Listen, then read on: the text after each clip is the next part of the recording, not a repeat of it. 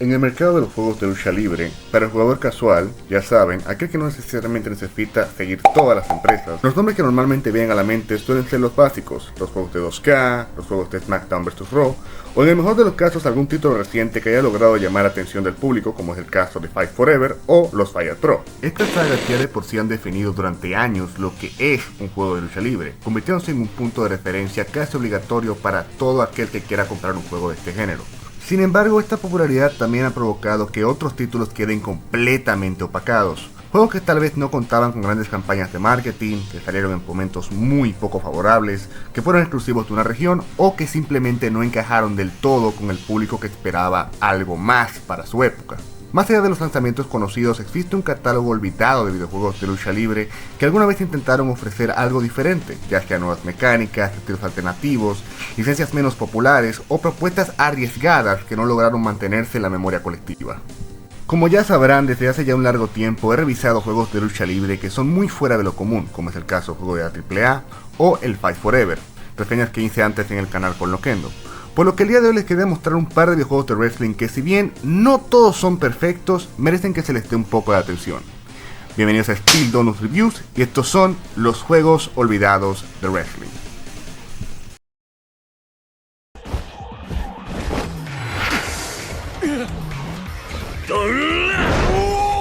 Sí, lo que acaban de leer no es un technicality, quédense conmigo. Normalmente cuando pensamos en Yakuza, lo primero que se nos viene a la mente es Kamurocho, drama de criminales, peleas, karaoke, póker, hacer cena. Pero en el PSP existió una saga muy diferente y valiente, la cual se llamó Black Panther, porque no voy a pronunciar el nombre japonés. Lo interesante de este juego y lo que lo suele separar de otros juegos de Yakuza es que este juego no utilizaría el motor que veríamos en juegos como Yakuza 2 o Yakuza 3, sino que utilizó un motor de juego de lucha libre. Sí, este juego utilizó el motor Aki, famoso por los juegos de lucha libre como No Mercy o Def Jam, y de por sí se nota bastante. Hay animaciones de combate mucho más pesadas y realistas, agarrones, counter, codazos, entre muchas otras cosas, y las transiciones entre reversals y golpes suelen ser un poquito más fluidas. De por sí gracias a este motor las peleas se sienten más reales y más tácticas, como una especie de híbrido entre lo que veíamos en Yakuza y los últimos juegos de Def Jam. De por sí este no es un Yakuza tradicional, pero es una joya infravalorada que técnicamente cuenta como si fuese un juego de wrestling, y lo cual de hecho es un caso muy curioso, ya que de por sí la franquicia de Yakuza, aunque del todo no es de wrestling, es más de juego de pelea tipo beat 'em up, ha contado con la participación de muchos luchadores de la escena de lucha libre japonesa, e incluso con Kenny Omega últimamente en el juego de Yakuza Samurai. Lo cual de por sí es algo muy curioso, ya que Sega de por sí ha hecho juegos de lucha libre, llegaremos ahí. Y es interesante de que no hayan vuelto a hacer esta propuesta desde el PSP. Por lo tanto decidí contarlo en este video.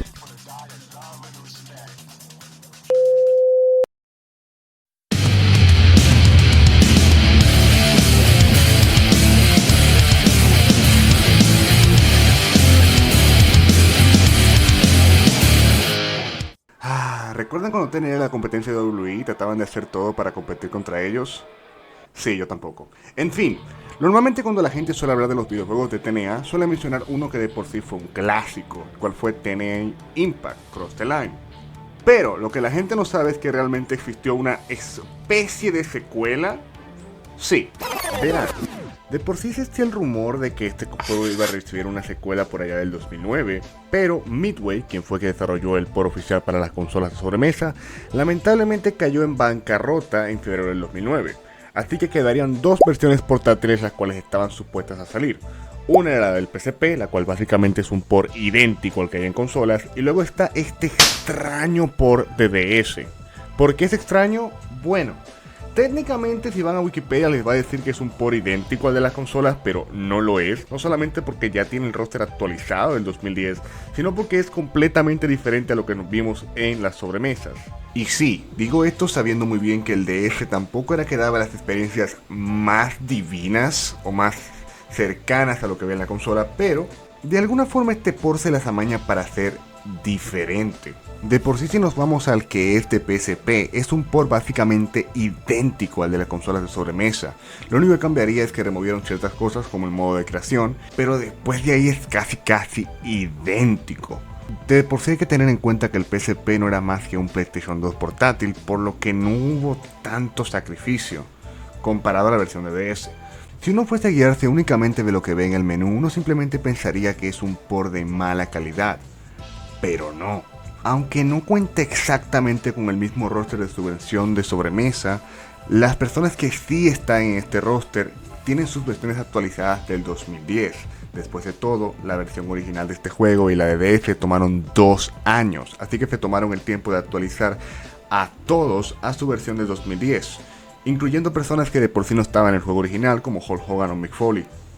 A ver, con Forza Fight Forever, juego de mierda. Aunque de por sí como por DS puede que no sea perfecto, logra de hecho cumplir con muchas cosas que tenía el original. Logra poner luchas en equipo, luchas de División X, luchas de jaula. Sí, luchas de jaula, cosa que no tenía la versión de sobremesa. El juego también tiene ciertas limitantes, por ejemplo el hecho de que no cuenta con entradas, cosas que es raro considerando que los juegos de WDS sí cuentan con sus entradas. En cambio te ponen estas especies de Titatron donde te ponen el tema de entrada del luchador por eso de 20 o 30 segundos. Pero hey, tenía unos temazos,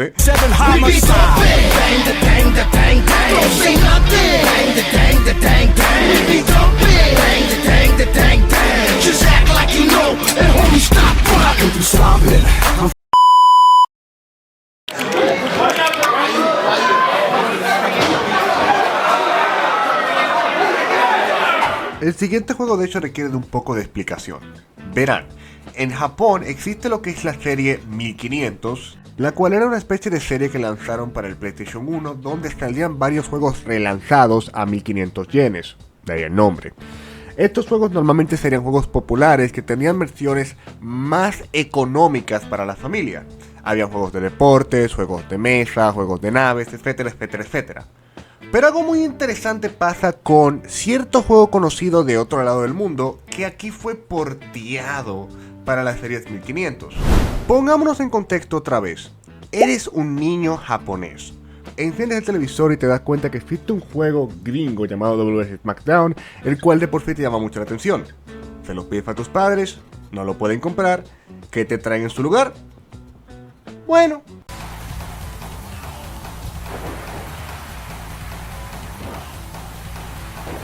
The Pro Wrestling y The Pro Wrestling 2 son básicamente lo mismo, son clones de SmackDown 1 y de SmackDown 2 respectivamente.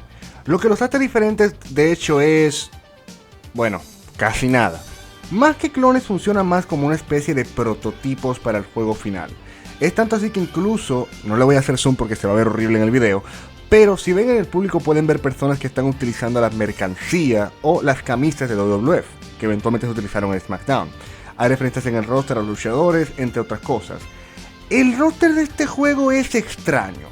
Normalmente con esta clase de juegos lo que se ve es que si existe una versión japonesa de un juego que después se porteará a Gringolandia, normalmente la versión japonesa contará con una empresa de Japón, dígase New Japan, Noah, etcétera, etcétera, etcétera. Aquí, pues, imaginación, no hay nadie. Lo curioso del juego es que a pesar de simplemente ser un clon de SmackDown y ya, cuenta con una variedad muy grande de deathmatch japoneses, de todo tipo. Combates donde el piso es simplemente concreto, hay combates donde el ring está rodeado por alambre de púas, y son cosas que de hecho se aprecian. Al fin y al cabo este es un SmackDown de bajo presupuesto para el público nipón, pero si tuviera alguna empresa por detrás, quién sabe, alguna empresa del Japón ultraviolenta, e incluso cualquier empresa como All Japan o New Japan que les hubiera gustado que sus nombres y sus luchadores estuviesen en este juego de bajo presupuesto, tal vez sería más recordado. Pero lo que es, está chido. What am I? You wanna go? Huh? Get hot girls to wrestle on command. Up in the ring or down in the mud, it's Rumble Roses, and it plays as good as it looks. Rated M for mature, from Konami. La saga de Dead or Alive empezó siendo conocida principalmente por su sistema de combate rápido y técnico, que combinaba agarres y contraataques de una forma muy estratégica. Sin embargo, no es por eso que la gente recuerda Dead or Alive el día de hoy. No, hoy en día Dead or Alive se divide en dos formas: el juego de pelea y los juegos mañosos que ha tenido durante los años, ya sean los de voleibol, los de minijuegos, etcétera, etcétera, etcétera. Este juego cae dentro de la segunda categoría de juegos mañosos, pero tiene una explicación. Verán, Rumble Roses y Rumble Roses XX, que fue su secuela para Xbox, ambos son productos de su tiempo. Verán, mucho antes de que la lucha femenina tuviese su revolución y que las personas empezaran a darle la importancia que tenía y bla bla bla bla, la lucha femenina se resumía más o menos a esto.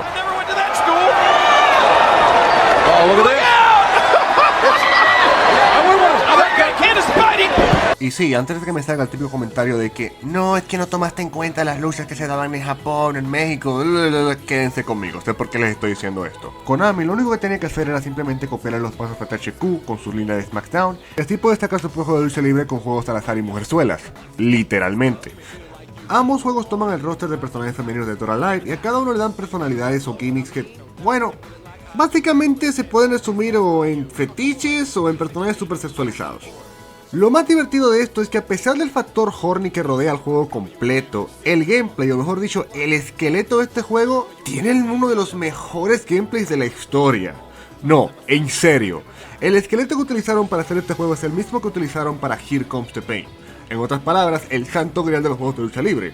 Por lo que tienes este juego lleno de morras chinas, pero con uno de los mejores gameplays de lucha libre de la historia. Es raro, pero funciona, y es una recomendación que de hecho hasta el día de hoy lo pueden comprar, ya que Rumble XX todavía está disponible en la tienda de Xbox. Ahora, justificar la compra, ya ven cómo le hacen.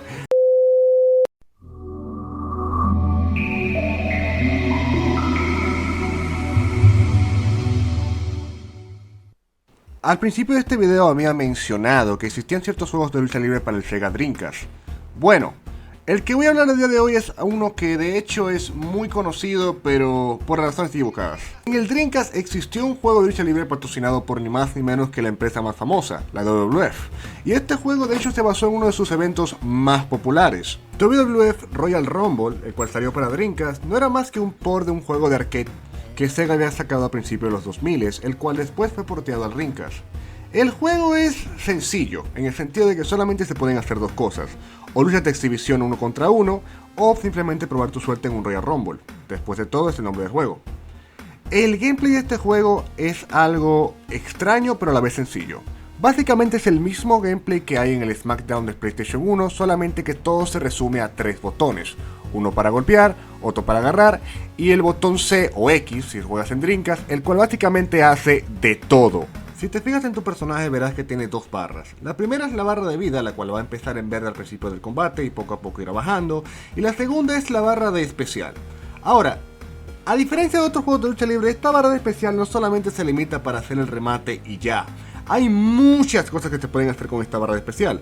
Desde movimientos en equipo con el compañero que vas a seleccionar al lado tuyo, tu remate, cambiar de escenario, etcétera, etcétera, etcétera. Este juego es muy caótico. Básicamente es el nivel de arcade que tienen los juegos de SmackDown de PlayStation 1 llevado a millón. Una de las cosas por las cuales se recuerda este juego es que contaba con la posibilidad de que más de 8 luchadores estuvieran en el ring al mismo tiempo. Pero con un pequeño detalle. Verán, el juego máximo cuenta con 20 luchadores. Así que van a haber luchadores que se van a repetir una y otra vez. Pero hey, son más de 8, ¿eh? Una de las razones por las cuales este juego fue olvidado fue más por su timing que otra cosa. Para empezar, salió justamente cerca del lanzamiento de No Mercy, como también salió junto con los juegos de SmackDown, lo cual de por sí lo dejaba en un muy mal lugar. No todo el mundo tenía una Dreamcast, el juego de por sí era relativamente repetitivo y pues ya se la saben. Pero con un buen grupo de amigos y emulando este juego, obviamente porque a menos que alguien consiga un Dreamcast con 4 controles en el 2026, es un juego muy entretenido. Olympic Slam!